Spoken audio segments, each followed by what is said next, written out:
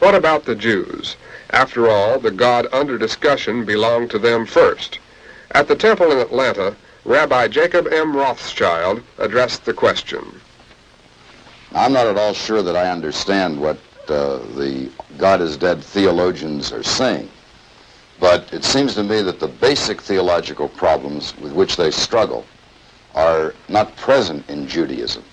It's not that Jews are not confronted with a constant challenge to reevaluate traditional God ideas in the light of modern ideas and searchings. We are, and we constantly do seek to make our God concept vital and meaningful in this age, just as in every age. But the phrase Christian or Jewish atheism is incomprehensible in Judaism. Emory University is supported in part by the Methodist Church. So, for some laymen and alumni, the thought of a professor proclaiming the death of God is shocking, appalling, impossible. Now, today in class, the problem will be to talk about the reality of God in the context of the death of God, to give some meaning to the reality of his death as a liberating, redemptive event.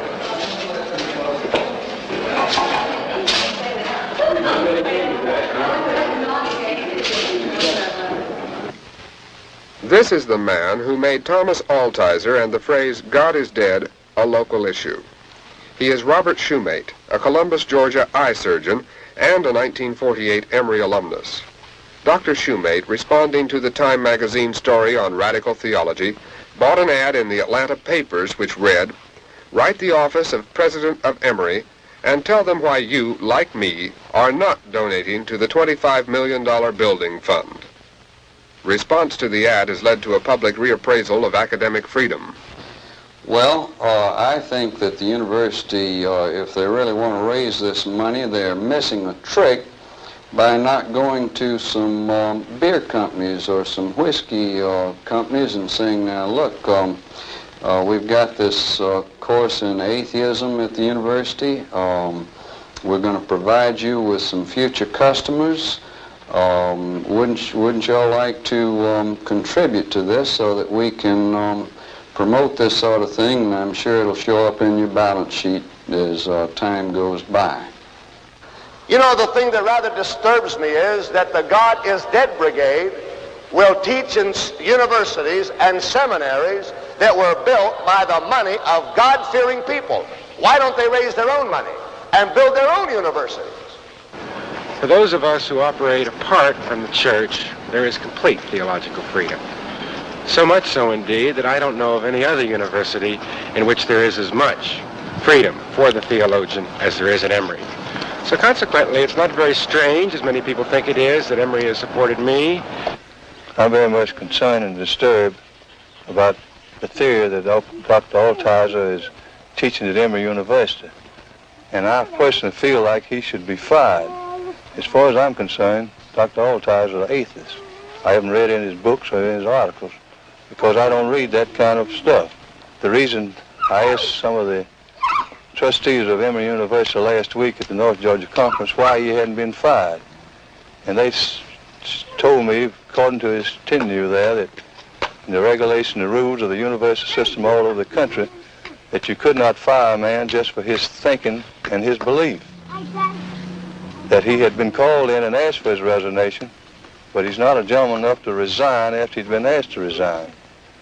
So just what steps we can take to get him out of there, I don't know, but we Methodists is 100%, I think, in trying to get rid of Dr. Altizer.